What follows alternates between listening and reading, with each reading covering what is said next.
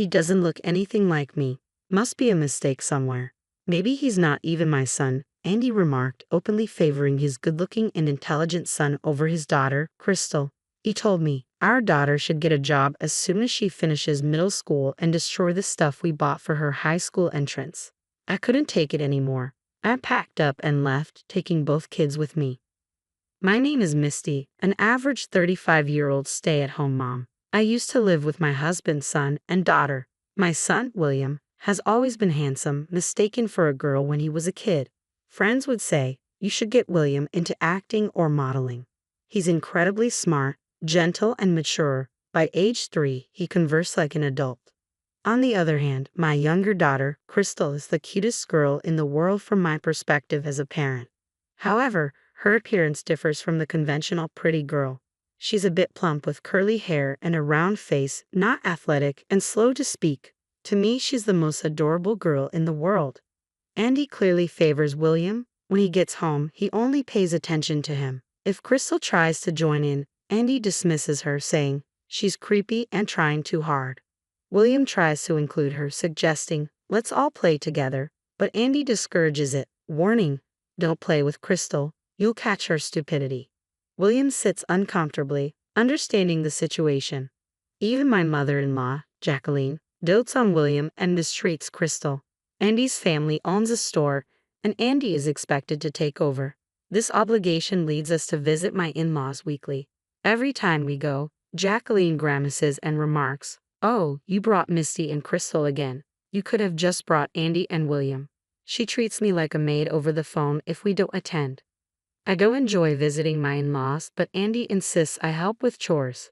On this day, Jacqueline decides to take William and Crystal to a large local park. Crystal is thrilled to spend time with her grandma. I had an uneasy feeling, but tied up with chores as usual, I reluctantly waved them off. By evening, Jacqueline returned home carrying a tired William on her back. Oh, he's getting heavy. William's growing up, she cheerfully commented, but there was no sign of Crystal. Jacqueline, where's Crystal? I asked, my unease growing. With no hint of guilt, Jacqueline replied, I don't know. Both were looking tired, but I can't carry both, so I told Crystal to walk back on her own. I couldn't believe what I just heard. A chill ran down my spine. I bolted out of the front door and sprinted towards the park, rolling over myself in a panic. Who would leave such a small child alone? I prayed she was all right as I burst into the park. Mom? The moment I heard that cry, Crystal leaped into my arms. I felt the tension drain out of me. A police officer was standing nearby. You're her mom, right? He asked.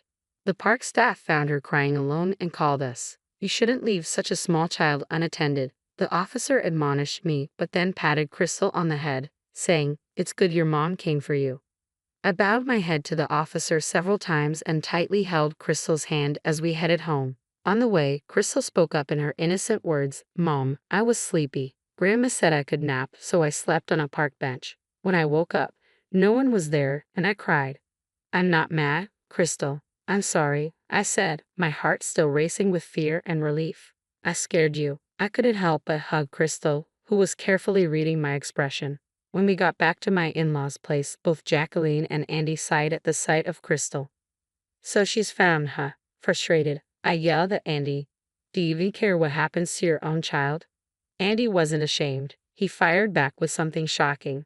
I don't care what happens to her. She's ugly and not smart. She doesn't look like me at all. You probably had her with another man and are making me raise her.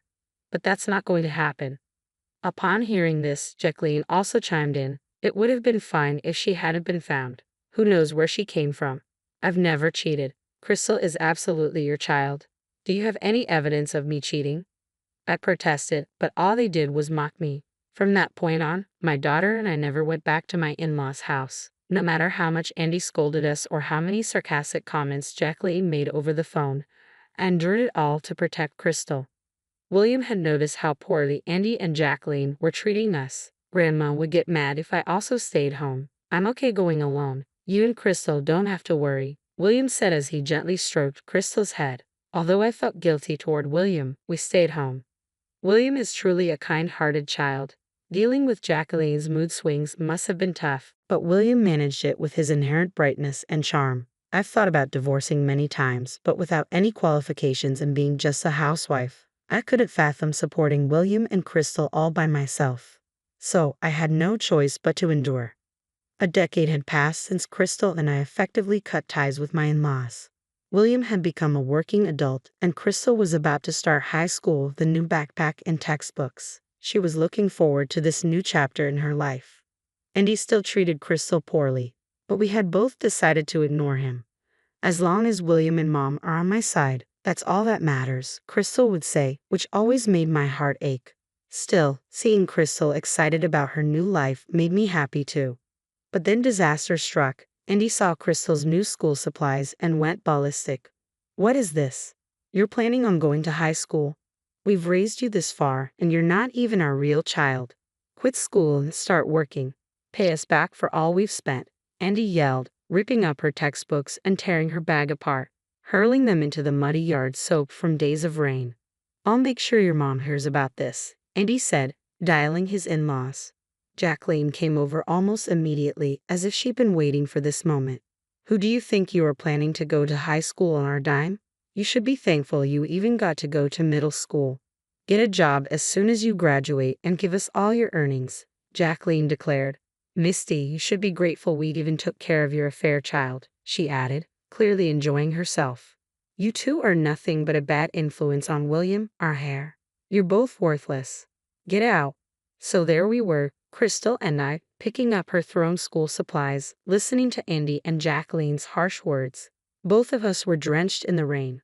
Rain soaked our hair, and droplets streamed down our faces to the ground. I couldn't tell if they were tears or rain anymore. With William already moved out, there was no one left to stand up to these two. Crystal and I looked at each other, and we both knew there was no reason left to stay in this house after that. We packed a few essentials and left. Andy and Jacqueline agreed to the divorce without a fuss. With nowhere to go, we turned to William for help. He was shocked to see us covered in mud and rain, but quickly understood the situation and welcomed us into his home. William offered me a warm shower, a change of clothes, and a soothing drink. Feeling a bit more settled, we sat down to talk about what's next. I got a call from Dad earlier. He says he's divorcing Mom and we should never let them in the house again, William said. He told me to quit my job and take over the family store. But I don't want any part of it. I can't stand him or Grandpa. Hearing this made my heart ache for William. I've always wondered how hard it's been for him, stuck between our family and his in-laws since childhood. I had put up with it for as long as Dad and Mom were married and while Crystal was in that house. But that's not the case anymore, is it? William grinned mischievously. How about changing schools, Crystal? I'm being transferred to another state. We can all move there and keep it a secret from Dad and Grandma. I hope their store goes under. Upon hearing William's enthusiastic proposal, Crystal exclaimed, I'm definitely in. I've always relied on William, so it made me feel guilty, but I decided to go along with it because it seemed like the best course of action. Everything fell into place smoothly after that. A few weeks later, we were settling into our new lives in a new place. What Andy and Jacqueline don't know is that Crystal is actually brilliant. She's always been good at tests, she just developed a little slower than others. She even aced the entrance exam to a top high school at our new location. Crystal and I both got new phone numbers, cutting off all contact with Andy and Jacqueline. William kept his line open just to keep tabs on them. He thought it would be best to have minimal communication to avoid being desperately searched for. 10 years have passed since then. Crystal is an adult now, and William has a decent job. We're all living separately. Today is a rare occasion where we've all gathered for a family meal. I decided to dress up a bit as I waited for the two of them. Suddenly, I hear, Is that you, Misty? Yes, it's Misty, I replied. It was Andy, now balding and bloated, and Jacqueline, her hair completely white and hunched over like a character from a storybook. Where have you been for 10 years, Misty? We've been worried. Are you still mad about us claiming Crystal is a child of an affair? Come back. We haven't seen Crystal and William for years. Where are my kids? Andy ranted, saliva flying from his mouth. Yes, come back. We're in terrible shape now, Jacqueline shrieked in her hoarse voice. Despite the dramatic reunion, I felt nothing. I observed them oddly detached. Mom, what's going on? I heard a voice behind me. I turned to see a sharply dressed young man and a lovely young woman in a cute dress pointing at Andy and Jacqueline. Andy and Jacqueline were speechless. Is that William and Crystal? The young man asked incredulously. Yes, but what are Dad and Grandma doing here? William responded tersely. Wow, you both look incredible, Crystal.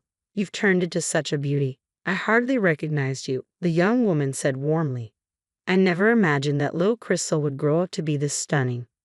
I wish I'd been there to see it. Ignoring William's question, both Andy and Jacqueline shared their thoughts. You see, after Crystal moved away from Andy and Jacqueline, her life improved significantly. Whether it was the lack of stress or her active involvement in high school activities, she transformed. Her face slimmed down, and her eyes, once lost in baby fat, became more pronounced.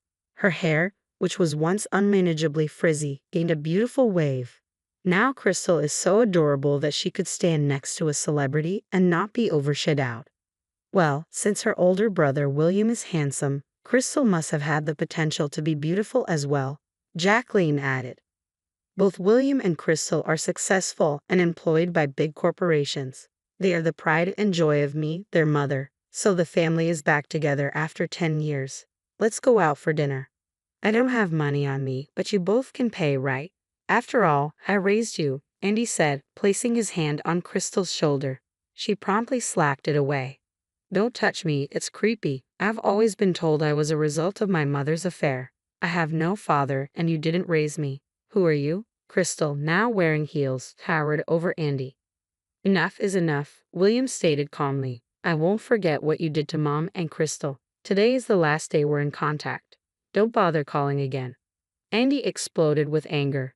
How dare you speak to your parents like that? Crystal, come home and marry a local businessman's son. William, come back and save the family business. Misty, apologize and serve us for the rest of your life. Andy's temper flared like wildfire. We exchanged glances and burst into laughter. Why would we want your forgiveness? What made you think that? Crystal said, smiling. I'm actually getting married soon, so that businessman's son is out of the question. I'm starting my own business, so there's no way I can take over the family shop. What a shame, it'll go under. Both of them laughed, shaking their shoulders. Andy looked desperate. Misty, you'll come back, won't you? His needy gaze was repulsive. No, Andy, we're done here, I replied, turning away with my children. Why would I return to that house? Who wants to be a housemaid there? Besides, I've remarried, so no, I can't go back. I flashed the shining ring on my left hand. What? You remarried without telling me? I won't accept this. Andy tried to snatch the ring off my finger, but before William could step in, another man came between us. Do you have business with my wife? No rough handling, please, Alan said, his presence imposing. Andy felt cornered. What's your deal? He retorted, trying to puff up his chest. I'm Misty's husband. As far as I know, you and Misty divorced a decade ago. I was the lawyer who facilitated the process. A lawyer? Andy seemed visibly shaken. That's right, I fell for Owen, the lawyer who helped me during my divorce, and we started dating. A few years later, we got married. Andy's face turned even redder. A lawyer, huh? Think you're something special because you make some money? Everyone, listen to me. Misty's my wife, and William and Crystal are my kids. You're in the way.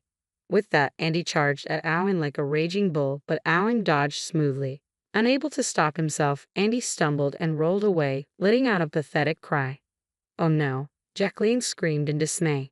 We all watched, holding our breath, wondering if Andy was all right. Lying on his back, Andy yelled, I'll forgive you all if you listen to me now. Good, he didn't seem to be badly hurt, but the fall did appear to shake him up quite a bit. What should we do now? I thought. Owen reassured me, I've called an ambulance. It'll be all right. Let's leave the rest to them. Crystal was fuming. You're too kind. You should have just left him. Even her angry face was adorable. Hey, our dinner reservation is soon. Let's get going, or we'll be late, William reminded us. Yes, today was a special family dinner day. With a reassuring embrace from Owen, we left. We could hear Andy and Jacqueline's verbal abuse behind us, but nothing scared us now. Months later, we heard that Andy's struggling business finally went under. Owen had gotten the news from a real estate contact. For 10 years after we left, Andy had kept things afloat surprisingly. Now, Andy was blaming the fall for not being able to work, leaving Jacqueline to handle both the house and work, struggling to pay off debts. Hearing this, I couldn't help but marvel at how karma works. What goes around comes around. On a sunny Sunday afternoon, I was trying on a dress for Crystal's wedding. That looks great on you. I wonder which one I should wear. To think I'd see the day I'd attend as Crystal's father, it feels like a dream. I turned around and there was Owen, holding two tuxedos in his hands, smiling shyly.